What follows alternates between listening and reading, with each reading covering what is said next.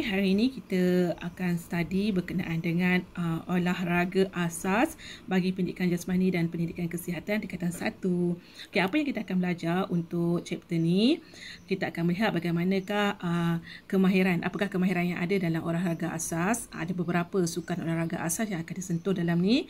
Kemudian kita akan lihat berkenaan dengan konsep pergerakan dan prinsip mekanikal, dan yang keempat kita akan lihat berkenaan elemen pengurusan dan keselamatan dalam melaksanakan olahraga asas. So dalam olahraga asas yang dibincangkan kat sini, kita ada 4 olahraga asas yang kita akan bincangkan.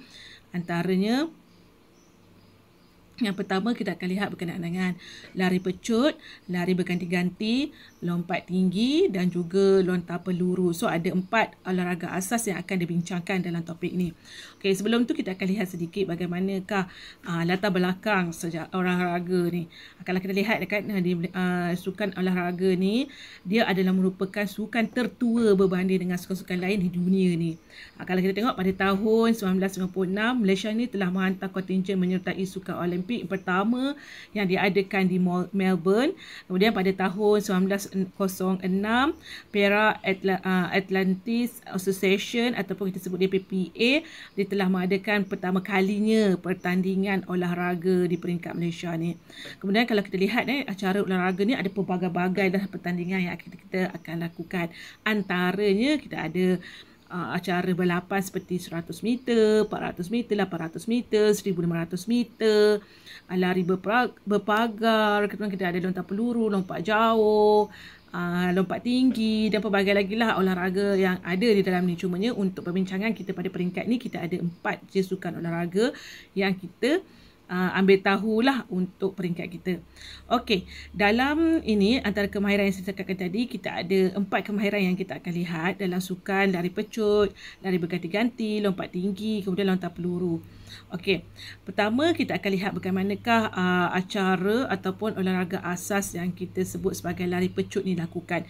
Biasanya lari pecut ni dia adalah dilakukan bila kita nak buat pertandingan lawan lari sama ada 100 meter, 1000 meter ke, bergantunglah kepada aktiviti pertandingan tu ataupun sukan yang kita nak tu. Okay, kebiasaannya kemahiran yang perlu kita tahu semasa kita nak melakukan lari pecut ni adalah yang pertama, kedudukan kegarisan, di mana pelajar ni kena ada kedudukan position dia. Position ke mana kita nak kena mula untuk olahraga ni, kita kena duduk berada pada kedudukan kegarisan, kemudian kedudukan sedia, dan yang terakhir adalah berlepas dari blok permulaan sehinggalah larian kita tamat. Ini adalah bentuk larian pecutan lah. Apa yang kita tahu, dia ada 3 step sebelum larian pecut ini dilakukan. Okey, ini yang pertama. Kita tengok yang kedua pula adalah lari berganti-ganti, di mana lari berganti-ganti ni dia ada 2 kaedah gaya pasingan button. Kita ada pertukaran button visual dan juga gaya tanpa visual.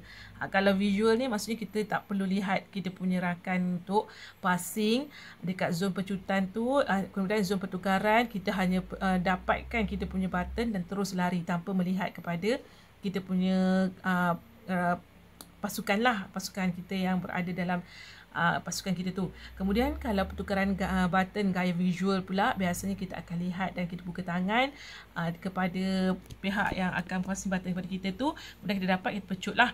Ini antara perbezaan dia visual dan tanpa visual lah, kaedah larian berganti-ganti. Yang seterusnya kita ada lompat tinggi gaya Fosbury ni.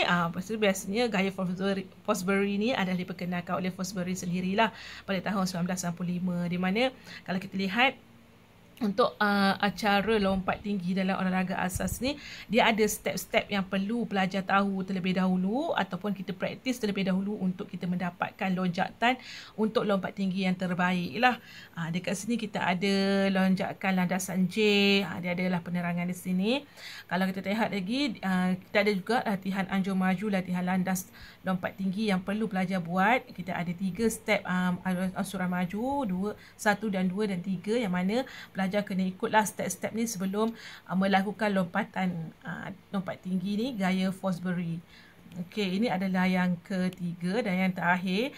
Kita juga belajar dalam olahraga asas ni berkenaan dengan lontar peluru. Yang ni kita mengikut gaya lontaran daripada Perry O'Brien, di mana dia telah perkenalkan pada tahun 1950-an, yang mana di dalam kita nak melakukan lontaran ni, Perry O'Brien ni telah memberikan dia ada satu kita panggil nama dia golonsur dalam lontar peluru. Dia adalah ansur maju 1, 2 dan 3. Kemudian dia ada fasa. Fasa dia ada 4 fasa dalam proses kita untuk melakukan lontaran peluru ni.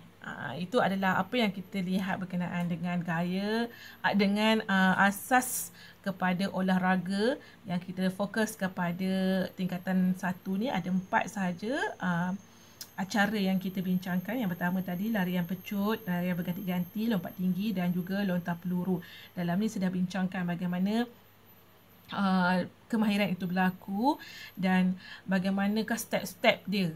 Kalau kita lihat dekat sini, untuk atlet tu tak ada masalah, mereka ni memang punya kemahiran yang baik. Tapi kalau macam kita pelajar, kita cuma nak belajar berkenaan dengan teori dan praktikal dia, paling penting sekali masa kita menjalankan step-step ni adalah keselamatan. Kita perlu ada langkah keselamatan betul, pergerakan-pergerakan yang betul. Sebab itulah kalau kita tengok dalam setiap kemahiran yang ditunjukkan tu, dia ada step-step dia dan langkah-langkah yang kita perlu buat supaya kita tidak tercedera dan kita dapat lakukan aktiviti olahraga tu dengan baik dan berkesan lah. Di samping itu juga apa yang diterapkan dalam permainan ini, kita ada permainan secara berpasukan kan, kalau macam berganti-ganti.